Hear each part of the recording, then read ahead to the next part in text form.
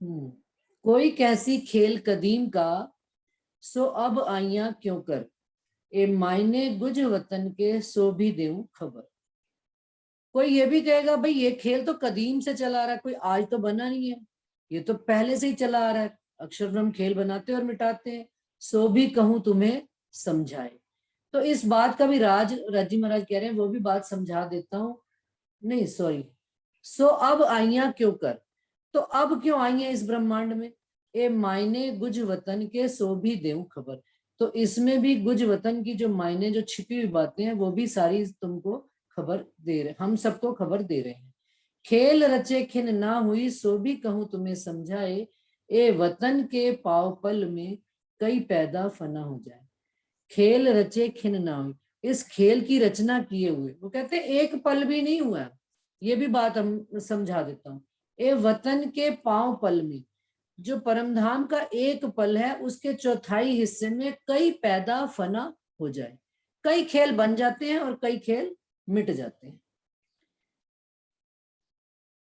करी बाजी 14 तब को, रूहों देखलावने खसम। अब ये जो बाजी 14 तबक की राज्य महाराज ने रची है, कहते हैं ना चांस बाजी आई, अपन खेलते हैं बच्चों के साथ, तो क्या अब तुम्हारा टर्न। तो अब राजी महाराज ने इस बाजी में क्या किया, इन 14 तबकों को, रूहों देखलावने खसम। राजी महाराज हम रूहों को ये खेल दिखावने के वास्ते, राजी महाराज के हाथ में बाजी थी, उन्होंने उन्होंने हमको अपनी साहिबी देने के वास्ते, अपनी साहिबी दिखाने के वास्ते ये 14 लोग की बाजी रची है। सो रूहें तब ना होती। अब जब मोहम्मद साहब के द्वारा ये कुरान कहलाई गई, तो कहते हैं वो रूहें तब तो थी ही नहीं, पहले तो ना हुआ हुक्म, तो पहले तो इस वास्ते ये हुक्म हुआ नहीं पहले। कोई कैसी रसूले ना खोले, बिना हुक्म मायने कुरान।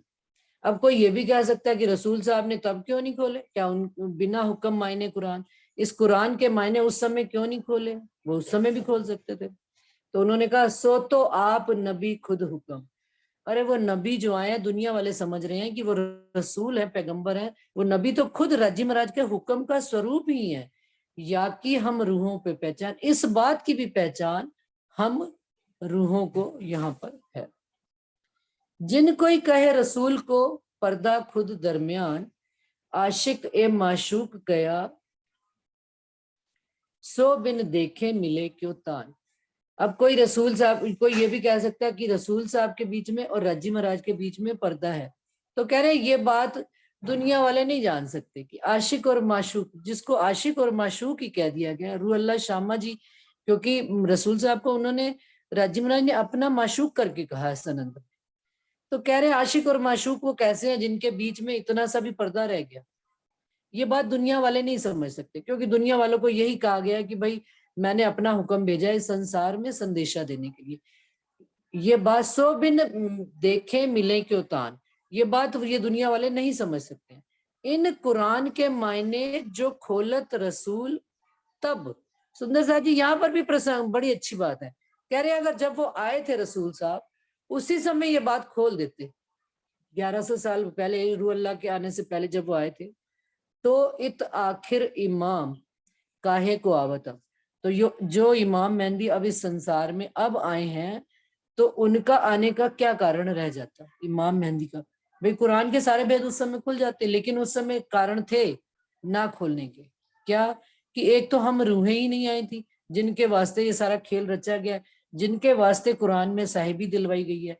और आप साक्षात प्राणनाथ जी, जिन्होंने इस संसार में जाहिर होना है इमाम मेहंदी के रूप में, वो आएंगे, वही ये आंकड़ियां खोलेंगे, और हमारे अंदर भी ये ईमान कायम होगा कि हम ही हैं उस घर के, तभी हमसे रजी महाराज अपनी सारे रहस्य हमारे वास्ते और हम हमारे ही द्वारा खुलवाए जाए।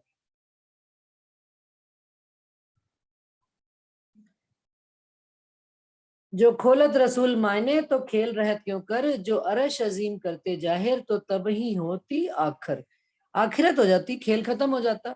गुज नबी न राखई, पर सुनने वाला ना कोई। नबी को, रसूल साहब को कोई हुक्म गुज वो न रखते उनको, परंतु हुक्म इसीलिए दिया गया, पर सुनने वाला ना कोई, परंतु उस समय कोई सुनने वाला था ही नहीं। दिन बखत ना रूहें बक्का की, उस समय ना तो हम परम धाम से रूहें इस संसार में आई थी, तो गुज अरस जाहिर क्यों हुए। तो जो छिपी बातें अर्श की थी, जो परमधाम छिपा हुआ था, वो किसके वास्ते जाए? जिनका घर है वही नहीं है, उनको उन तो दूसरे को कहते हैं ना, दूसरे की बात का हमें क्या दर्द होना। सड़क पे कोई गिरा पड़ा होता है, कोई कैसे भी पड़ा होता है, हमें कोई उसका दर्द आता है, लेकिन पता लग जाए कि ये मेरा घर वाला है, उसमें कहीं उसमें ये मेरे जान वाला है, मेरी जान पहचान वाला है, तो हम क्या करते हैं, एट ए टाइम उसके घर में फोन करके उसको बता देते हैं भाई। और कुछ फोन करने के बाद भी जाते नहीं है, उसको आए मंगवाएंगे, एम्बुलेंस मंगवाएंगे, कुछ व्यवस्था करेंगे, उसकी चोट पे दवा पट्टी करेंगे, काहे के लिए कि हम उसको, हमारा उससे संबंध है। तो जब रसूल साहब आए तो ना कोई था, उनको केवल संदेशा देने के लिए भेजा गया था। आप हक ही आए थे सुंदर साथ जी, यही पहचान बातूनी है कि वो हक ही आए थे, लेकिन उन्होंने स्वयं को ही रसूल का नाम दे दिया। क्योंकि उस परमधाम में जब हम सब रूहों के मोतियों के मुंह पे कुलफ लगा हुआ है और कोई जागृत अवस्था में नहीं है, राजी और राजी के सामने रसूल साहब की सूरत खड़ी है, हक, तो वो दोनों कौन है? वो स्वयं राजी ही है।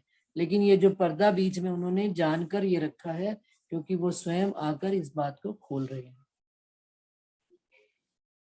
एता भी रसूले कया रूहे मेरे ना कोई संग, एक हुक्म अली बिना ना मोमिन वतनी अंग। तो रसूल साहब ने कहा कि रूहें मेरे साथ उस समय थी नहीं, एक राजी महाराज का हुक्म अली हमेशा जो मेरे साथ थे, ना मोमिन वतनी अंग, वतन का कोई भी अंग मेरे साथ नहीं था। तो मोहलत कर पीछे फरे हम आवेंगे आखिर। तो सुंदर साथ जी कितने अच्छे, बड़े प्यार से राजी भाई शब्द इतने मीठे कहे गए। तो मोहलत कर पीछे फरे, मोहलत मांगी भाई, आऊंगा मैं। जो रसूल साहब के यार थे तो उन्होंने कहा मेरे भाई कोई और है, जब मेरे भाई आएंगे तो मैं उनके साथ आऊंगा, हम आवेंगे आकर। मोहलत मांग ली, टाइम मांग लिया। मोहम्मद मेहंदी रू अल्लाह इन मोमिनों की खातिर, किनके संग आऊंगा मैं? मोहम्मद साहब ने कहा इमाम मेहंदी रू अल्लाह शामा जी, और इन मोमिनों के वास्ते मैं दोबारा आऊंगा। अब राजी महाराज के साथ उन हुक्म का स्वरूप भी तो साथ में ही चल रहा है। तो ए मायने ना खुले रसूल मुख फुरमान, 14 तबक की दुनिया सो इत हुई हैरान। अब 14 तबक की दुनिया बड़ी हैरान परेशान होकर हैरान सुन रही है, और उनको कोई मायना खुल नहीं रहा, लेकिन कुरान पढ़े चले जा रहे हैं। देखो बड़े से बड़े पढ़े चले जा रहे हैं। अब तो देखिए ऐसी मेहरबानी हुई, क्योंकि संसार में जागृत बुद्ध और निज बुद्ध आ गई, तो कुरान के भी भेद यदि सुंदर साथ जी कभी कभी कोई डाल देते हैं यूट्यूब से, कि कोई उनके जो बड़े इमाम हैं, जो काजी हैं, मुल्ला हैं, पढ़ने वाले, कोई ना कोई किसी आयत का बातूनी अर्थ डाल देते हैं, तो हमसे, हमारी वाणी से मिलती है, क्योंकि वाणी वाणी ही सत्य है, कुरान भी सत्य है, लेकिन वो जुड़कर जो बात हमें जो रस सुख देती है वो बात, तो हम झट से वो सुन लेते हैं। तो वो हमारे लिए, हमारे वास्ते, उनको भी राजी महाराज हमारे वास्ते ही खुलवा रहे हैं। देखिए आप, चौपाई आती है ना दीदी, लेकर हुक्म हाथ में कहलाया मैं रसूल, देखो अरवाहें अर्श की अर्श तुम की जिन तुम जाना जिन, भूल, तुम जिन तुम जाओ जिन, भूल, तुम भूल मत जाना, दुनिया तो मुझे कुछ भी बोले, पर बिल्कुल। तुम्हें नहीं भूलना चाहिए कि मैं हाँ, तुम्हारे वास्ते आया हूँ।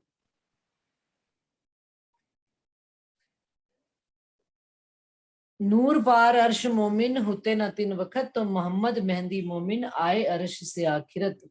बात बड़ी मोमिन की जिनके अर्श में तन, ए रूहें दरगाह की जिनको अर्श वतन।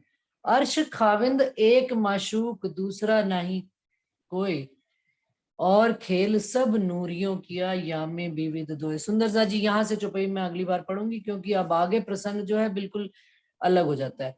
अर्श खावंद एक माशूक, एक राजी महाराज खावंद हमारे अर्श के हैं, दूसरा नहीं कोई, और कोई दूसरा है ही नहीं जो परम धाम में जागृत हो। वही हुक्म का स्वरूप बनकर अक्षर ब्रह्म के अंदर आकर उन्होंने ये कुरान संसार में कहलवाई। और खेल सब नूरियों किया, और जितना खेल की रचना हो रही है अक्षर ब्रह्म के नूरी फरिश्तों के द्वारा इस संसार की रचना हो रही है। यामे विविध दो, यहाँ से 68 तक अपन ने चुपई पढ़ ली। अब हम सब डिस्कशन करेंगे सुंदर साथ जी, किसी के दिल में, क्योंकि कल प्रतिभा दीदी कह रहे थे कि इसका प्रसंग दोबारा बताएं अजाजील का, तो यदि उसमें भी अभी कोई डाउट है किसी को, इसका खुलासा में भी मैं सुंदर साथ जी को प्रकरण बता देती हूँ, वो भी पढ़ ले, उसमें बड़ा अच्छा विस्तार से और वर्णन आया है।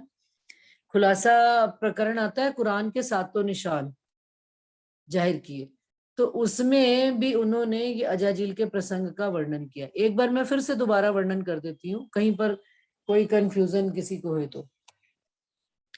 अल्लाह ताला ने अजाजील को एक पुतला बनाने के लिए कहा और सबको उस पर सिजदा बजाने के लिए। सारे नूरी फरिश्तों ने सिजदा बजा दिया, एक अजाजील ने सिजदा नहीं बजाया, तो उनको भिष्ट से काट दिया गया। अब वो जो पुतला बनाया था उसमें राजी महाराज ने, अल्लाह ताला ने अपनी रूह फूकी है, अब वो भी भिष्ट में रहने लग पड़े। अब जो अजाजील जिनको भिष्ट से निकाल दिया गया था, उनके दिल में कष्ट आया कि मुझे निकाल दिया, बाकी वो जो पुतला जिसको मैंने बनाया वो भी अभी भिष्ट में रह रहा है। तो जो मोर और सांप जो भिष्ट के बाहर पहरेदारी कर रहे हैं, अजाजील ने उनके साथ दोस्ती की, उनको छल कपट के द्वारा उनको उनका सामान देकर उन्होंने कहा कि मुझे अंदर पहुंचा दो।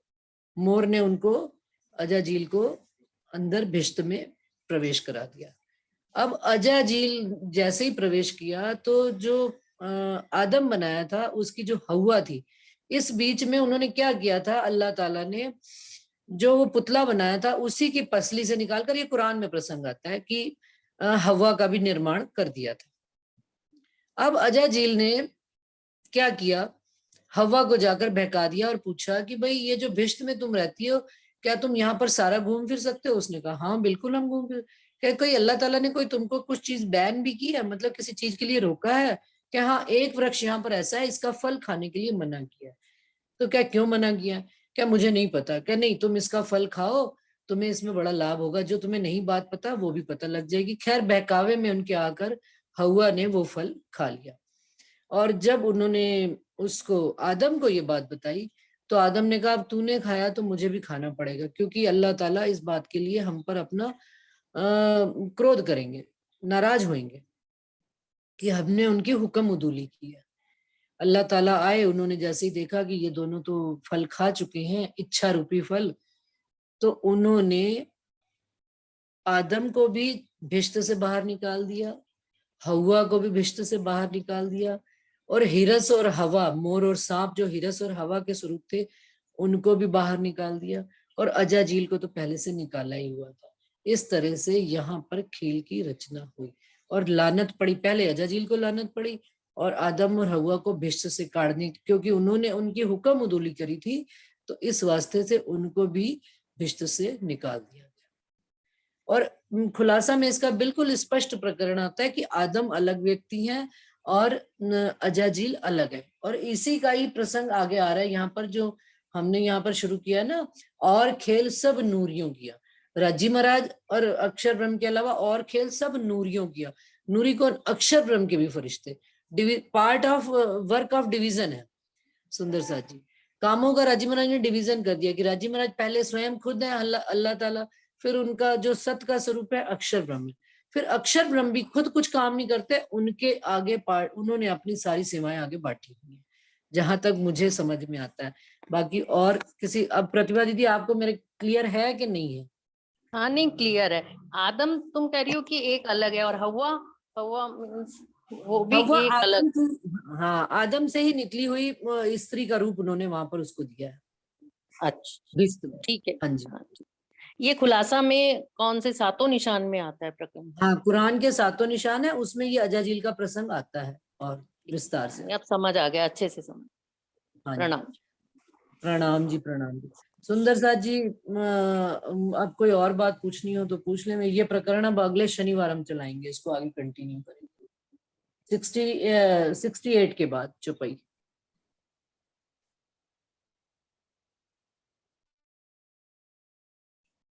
सब भरपूर है क्लियर है बात सुंदर साथ जी सबको? प्रणाम जी। प्रणाम जी। प्रणाम जी। दोबारा फिर हाँ। सुना दो, मैंने अभी ज्वाइन करा है हिंदू। आप उसमें सुन लेना ना रिकॉर्डिंग में, नहीं तो फिर सुनाती हूँ। चलिए सुनिए ध्यान से सुना दोबारा दो से। यार, क्या हो गया, हाँ सुना दो ना। सुना रही हूँ। सुना रही हूँ। रिकॉर्डिंग हो रहा है दीदी? हाँ जी, रिकॉर्डिंग हो रहा है ना? हाँ जी हो रहा है, रिकॉर्डिंग हो रहा है। जी जी बिल्कुल। अजाजील, अल्लाह ताला ने अजाजील को हुक्म किया कि एक पुतला बनाओ, और उसमें उन्होंने अपनी रूह फूंक दी, और सारे नूरी फरिश्तों को अजाजील समेत सबको कहा कि इस पुतले पर सिजदा बजाओ। सब नूरी फरिश्तों ने सिजदा बजा दिया, लेकिन अजाजील ने सिजदा नहीं बजाया, क्योंकि उनके मन में ये बात आ गई कि इसको तो मैंने ही बनाया, तो मैं ही इसको सिजदा बजाऊं, बड़ी हैरानगी की बात है। उन्होंने सिजदा नहीं बजाया, तो अल्लाह ताला ने उनको लानत दी इस बात के लिए और बेश्त से निकाल दिया बाहर। और बेश्त में वो आदम रहने लग पड़ा, जो आदम उन्होंने जो पुतला बनाया था जिसमें अपनी रूह फूंकी थी, और उसी की ही कहते हैं, कुरान में आता है कि पसली से निकालकर हव्वा की भी उत्पत्ति उन्होंने कर दी, मतलब स्त्री रूप उनकी हव्वा की भी वहां पर उत्पत्ति कर दी। क्योंकि वो आदम अकेला रहता था तो बड़ा उदास रहने लग पड़ा था, तो अल्लाह ताला ने उनके साथ एक स्त्री की भी रचना की, और अब आदम और हव्वा बड़े प्रसन्न होकर वहां उस भिष्ट में रहने लग पड़े। और उस भिष्ट के बाहर मोर और सांप दो जने पहरेदारी करते हैं। अब अजाजील जिसको लानत पड़ी है वो भिष्ट से बाहर आ चुका है। अब उसके दिल में आया कि जिस आदम को मैंने प्रणाम नहीं की वो तो भिष्ट में आनंद मंगल कर रहा है और मैं बाहर हूं। तो उन्होंने मोर और सांप के साथ दोस्ती करी और छल कपट से वो भी भिष्ट में प्रवेश कर गए, और उन्होंने हव्वा को भटकाकर वो फल खाने के लिए प्रेरित किया जो फल परमात्मा ने उनको मना किया हुआ था। वो फल खाते ही अल्लाह ताला ने आदम को और हव्वा को, साथ में मोर को और सांप को, अजाजील के साथ भिष्ट से बाहर निकालकर इस 14 लोक में भेज दिया। ये है पूरा प्रसंग। अब सुंदर साथ जी आप सब अपनी अपनी बात कहे।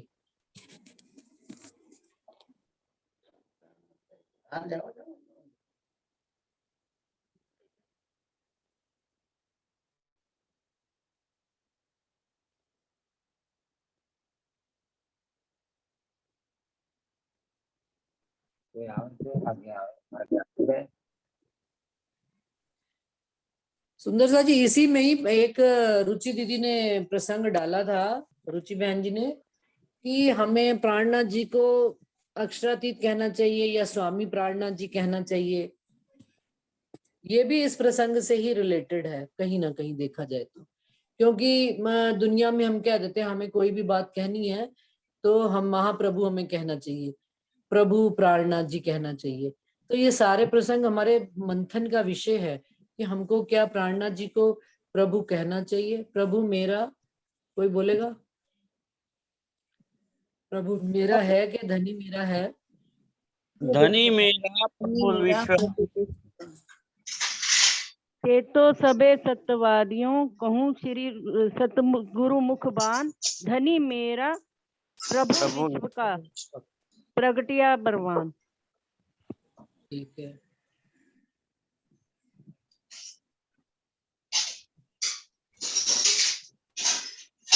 ये जो नहीं बोल रहे हैं सुंदर साथ वो अपना माइक बंद कर ले, और जो बोल रहे हैं सिर्फ वही माइक खोले, नहीं तो डिस्टर्बेंस आ रही है। कांति भाई जी की अभी रुक।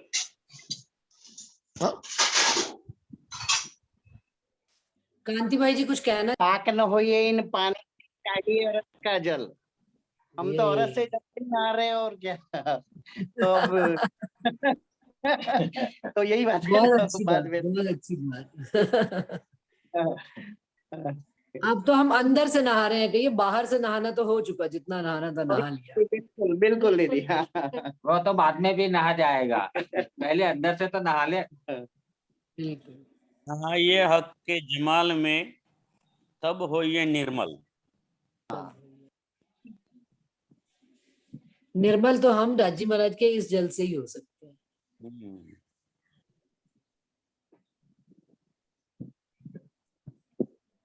सुंदर साथ जी जो अभी प्रसंग चला है, और या जो एक डाला था प्रसंग कि भाई हक्की स्वरूप को अक्षरातीत पूर्ण पारब्रह्म कहेंगे या स्वामी कहेंगे, और क्यों कहेंगे?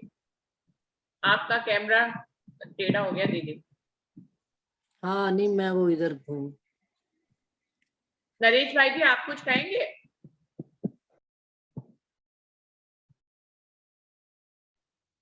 दीदी प्रणाम जी।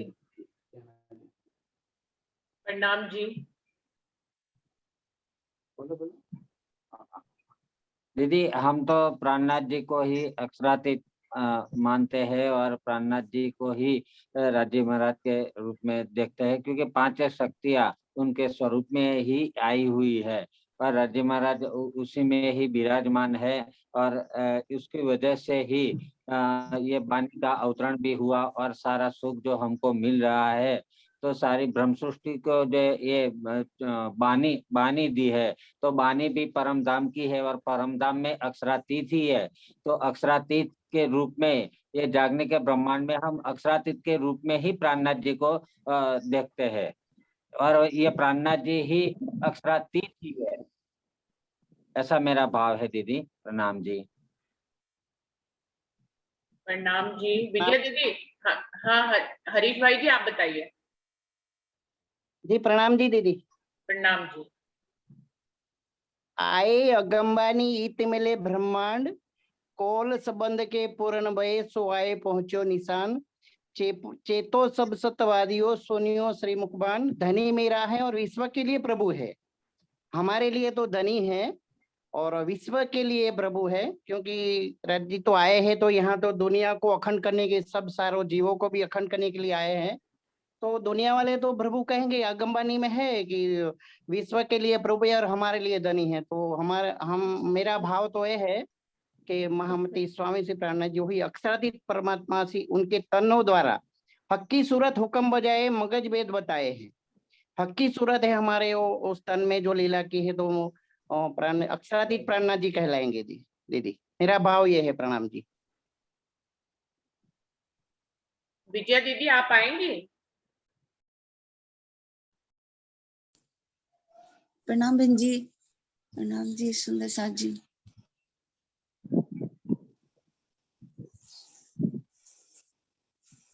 स्वामी श्री प्राणनाथ जी कहना चाहिए, क्योंकि श्री प्राणनाथ जी हमारी आत्मा के धनी हैं। श्री प्राणनाथ जी ने इस संसार में आकर अखंड परमधाम के ज्ञान को प्रकट किया और इस जागनी ब्रह्मांड में श्री महामती जी, श्री इंद्रावती जी को श्री प्राणनाथ जी की शोभा प्राप्त हुई है।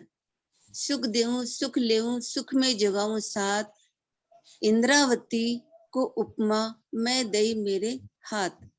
एही टीका एही पावड़ो एही निछावर आए, श्री प्राणनाथ के चरण पर छत्ता बलि बलि जाए। प्रणाम जी। प्रणाम जी। सुंदर साथ जी एक बार फिर से टॉपिक बोल रही हूँ। श्री प्राणनाथ जी को अक्षरातीत कहना चाहिए या स्वामी प्राणनाथ जी कहना चाहिए, और क्यों कहना चाहिए? जिसमें अभी हरीश भाई जी और नरेश भाई जी ने कहा है कि लोग को अक्षरातीत कहना चाहिए, और अभी विद्या दीदी ने कहा है कि स्वामी श्री प्राणनाथ जी कहना चाहिए। और कोई सुंदर साथ कुछ कहना है? अंजू आप बताओ।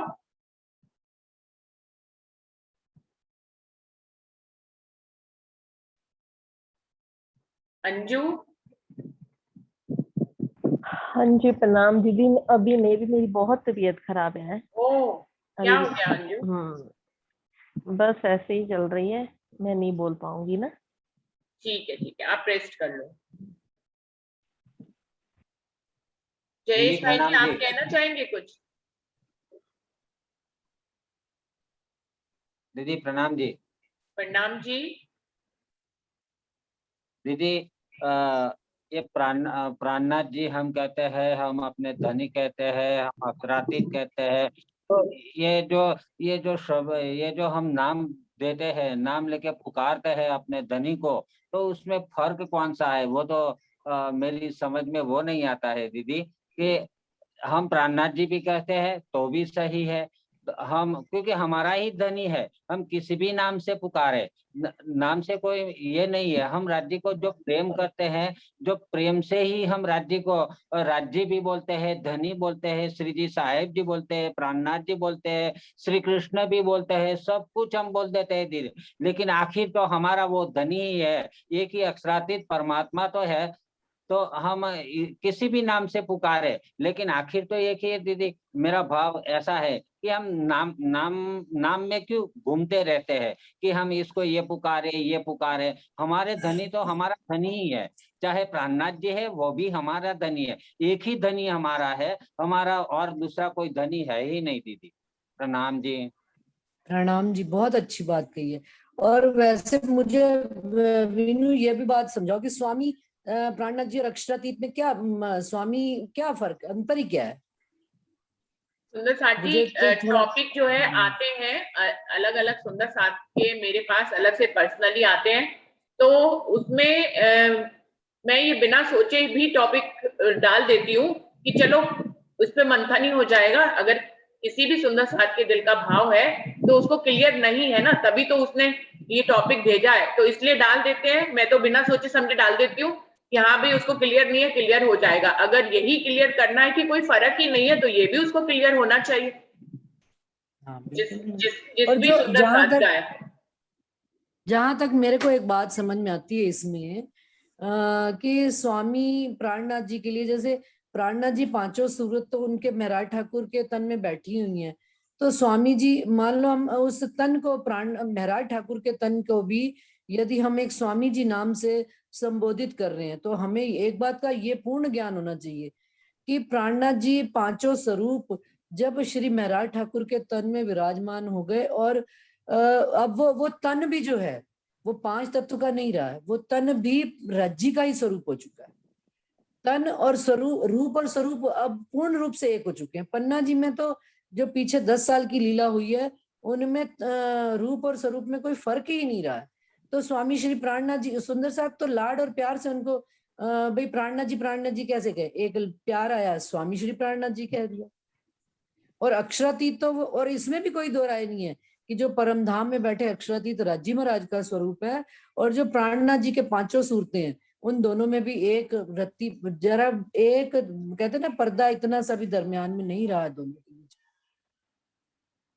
ये बात क्योंकि हमको बीतक साहब से ही प्रमाणित होती है। बीतक साहब में उन्होंने मंगलाचरण में कह दिया, मैं बरजिया तुमको तीन दे, कि वो अपने इस संसार के रूप को भूल भाल कर वो बिल्कुल साक्षात परमधाम से ही बात करके कह रहे हैं।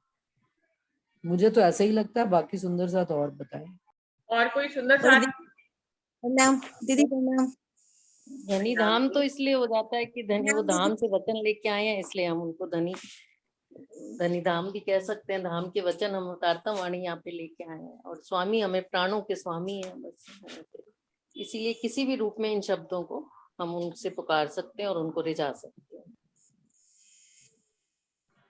प्रणाम जी, प्रणाम जी। कौन बोल रहे हैं? पूजा? हाँ जी दीदी, प्रणाम। बोलो दीदी, अभी तक में भी तो आ रहा है ना कि सारी आठों पौर की सेवा सारी परम धाम के माफक ही हो रही है, तो ये वहाँ परम धाम के माफक हो रही है, तो अक्षरातीत प्राणनाथ जी, स्वामी प्राणनाथ जी जिसके जो भाव है वो वैसे समझेंगे। तो परम धाम के माफिक सेवा हो रही है तो क्या हुआ, वो प्राणनाथ जी अक्षरातीत ही हुए ना। साजी, स्वामी प्राणनाथ जी और अक्षरातीत कहने में कोई भेद ही नहीं है। प्रभु के रूप में जो कहते हैं वो नहीं कहना चाहिए, जो चौपाई में आ रहा है कि धनी मेरा प्रभु विश्व का प्रगटिया प्रमाण, मतलब रूहों के प्रभु नहीं है, रूहों के तो स्वामी ही है, रूहों के तो अक्षरातीत ही है, रूहों के तो प्राणनाथ ही है। तो मुझे भी इसमें कोई भेद नजर नहीं आता है कि उनको अक्षरातीत कहें या स्वामी श्री प्राणनाथ जी कहें, रूहों के लिए सभी कुछ सटीक है। हाँ, हम उन्हें प्रभु नहीं कह सकते कि वो हमारे प्रभु हैं, क्योंकि संबंध इश्क का है। राजी महाराज से रूहों का संबंध इश्क का है, और प्रभु में भक्त और भगवान का संबंध हो जाता है। तो स्वामी वो हमारे हैं, स्वामी प्राणनाथ हैं और अक्षरातीत है। मुझे भी इसमें कोई भेद नजर नहीं आता। आप प्रभु नहीं कह सकते, क्योंकि उसमें भक्त और भगवान का भाव आ जाता है, और हमारा संबंध आशिक और माशूक का है, इसलिए अक्षरातीत प्राणनाथ कह सकते हैं, कोई फर्क नहीं है। और कोई सुंदर साथ अपने विचार रखना चाहें? अंशु, प्रणाम जी।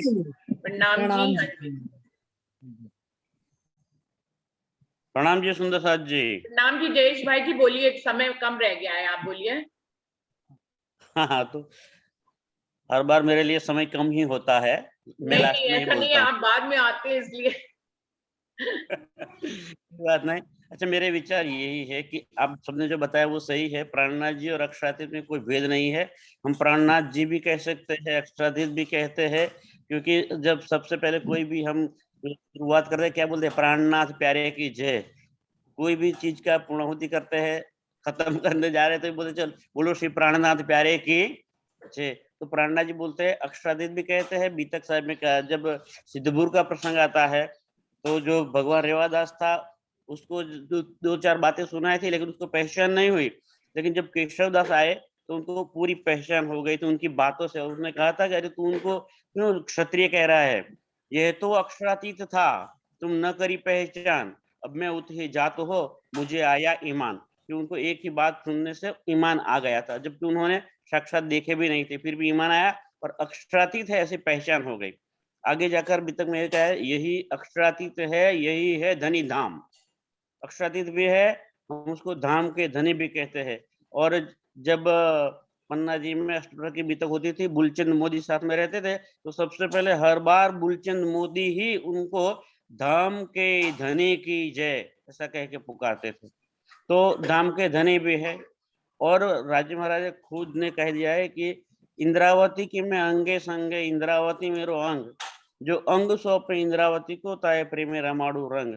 तो इंद्रावती को ही, इंद्रावती के अंदर जो पांचों शक्ति आके विराजमान हुई है, वही प्राणनाथ है, वही अक्षरातीत है। आगे दीदी ने एक चौपाई बताई थी कि सुख देव सुख लेव, सुख में जगाओ साथ, इंद्रावती को उपमा में दई मेरे हाथों। इस ब्रह्मांड का परमात्मा अक्षरातीत इंद्रावती को कहा गया है। तो इंद्रावती के अंदर ही पांचों शक्ति विराजमान है, तो वही धाम के धनी कहे तो भी चल सकता है, प्राणनाथ भी कहे, अक्षरातीत के सब एक ही है, नाम से कोई फर्क नहीं है। हाँ, लेकिन जो दीदी ने पहले बताया कि प्रभु नहीं कह सकते, ये बात तो छत्रसाल महाराज ने भी क्लियर कर दी थी। जब पूर्ण ब्रह्म ब्रह्म से नारे वो जब वहां पर स्तुति हुई थी पन्ना जी में चौपड़ा मंदिर के आगे, तब कहा था कि ये मेरे भगवान नहीं है, मैं उनका भक्त नहीं हूँ। ये मेरे गुरु नहीं है, मैं उनका शिष्य नहीं हूँ। ये आए हैं मुझे लेने के लिए, वो मेरे आत्मा के मालिक है। तो वो दुल्हा है, मैं दुल्हीन हूँ, मुझे लेने आए हैं। तो ये मेरे धनी धाम के भी धनी, आत्मा के भी धनी है, ऐसे कह दिया था। तो ऐसे धाम धनी प्राणनाथ अक्षरातीत कह सकते हैं। प्रणाम जी। प्रणाम जी। धनी बिना कोई और देखे सो मिसल नहीं मात पर। अवतार वो भी कह दिया था छत्रसाल जी ने। बिल्कुल बिल्कुल, दीदी जी ने बहुत अच्छा, पुष्ट कर दी। बहुत ही अच्छा। प्रणाम जी जयेश भाई। प्रणाम जी, प्रणाम जी। और कोई सुंदर साथ कुछ कहना चाहेंगे? समय तो कम ही रह गया, लेकिन कोई और कुछ कहना चाहे तो जरूर बताएं। प्रणाम जी। एक प्रभु के साथ साथ कई लोग महाप्रभु भी कहते हैं, तो वो भी कहना सही नहीं। प्रभु नहीं कहते हैं, आजकल लोग महाप्रभु कहते हैं। महाप्रभु स्वामी श्री प्राणनाथ जी, वो नहीं कहना चाहिए। महाप्रभु भी नहीं है, प्रभु भी नहीं है और महाप्रभु भी नहीं है। धनी हमारे दुल्हा है, वो प्राणनाथ जी बोल सकते हैं, अक्षरातीत बोल सकते हैं। जैसे मुझे लगता है कि हम अगर बच्चों के स्कूल में अगर कहीं जाएंगे, कॉलेज में जाएंगे, तो हम उनके जो निक नेम है उससे नहीं उनको बुलाएंगे। हम उनके जो स्कूल में हमने नाम लिखवाया है, उसी नाम से उनको जाके वहां पे पुकारेंगे। तो किसी बच्चे से भी बात करेंगे तो उनका वही नाम लेके करेंगे। तो हम अगर कहीं दूसरे धर्म में किसी को बताने जा रहे हैं, तब हम उनको अक्षरातीत बोल रहे हैं, पर हम दिल में अपने धनी से बात करेंगे तो हम भाई पिया, धनी, ऐसे वाला जी, ऐसे वर्ड्स करके ही उनको पुकारेंगे। तो ये हमारे लाड के नाम है, प्राणनाथ जी, ये सब हमारे लाड के नाम है, ये रूहें पुकारेंगी। पर हमें किसी थर्ड पर्सन को अगर उनको लिए कुछ बताने जाना है, तब हम उनको यही बताएंगे, ये अक्षरातीत है, स्वर के पार अक्षर है, अक्षर के पार अक्षरातीत है। तो ये कहीं बताने के लिए तो ठीक है, पर हर पल हम अपने दिल में रब जी से बात कर रहे हैं, तो हम उनको अक्षरातीत अक्षरातीत कैसे तो बताएंगे? नहीं तो तो आज आपका क्या मतलब है कि हम किसी को बताने जाएं तो फिर हम महाप्रभु कहें उनको? अक्षरातीत में है नाम ना, तो महाप्रभु तो कहना ही नहीं है। मैं तो ये कह हाँ, रही हूँ ना कि प्रभु सही नहीं बात। कहना और महाप्रभु भी नहीं कहना, ये भी ऐड कर लो वर्ड इसमें। हाँ, क्योंकि बिल्कुल ठीक है। साहिब के लिए तो सारी दुनिया में सारे वेद कतेबों में आ ही गया है, तो उसका ये बहाना देना कि वो महाप्रभु हैं, उनको कहना ये उचित बात नहीं है। ये भी साथ में ऐड करके आप इसको कंप्लीट कर दो, क्योंकि ये बोलते हैं प्रभु कहते हैं, और अच्छे बड़े बड़े यहाँ पे मैंने सुना महाप्रभु बोलते हैं।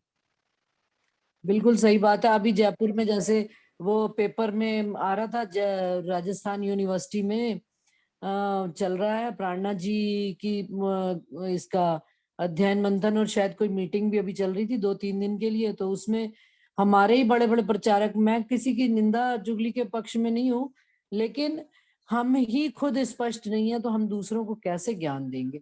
उसमें वो कह रहे हैं संत प्राणनाथ जी, और उसका लॉजिक यही दिया जाता है हमको कि भाई हम जब बाहर कहेंगे तो संत क्यों शिरजी साहिब जी या प्राणनाथ जी, स्वामी श्री प्राणनाथ जी कहकर नहीं हम क्या संदेशा दे सकते अपना। पेपर में बकायदा छपा है, बड़े बड़े नाम छपे हैं, उन्होंने कहा कि संत प्राणनाथ जी की वाणी।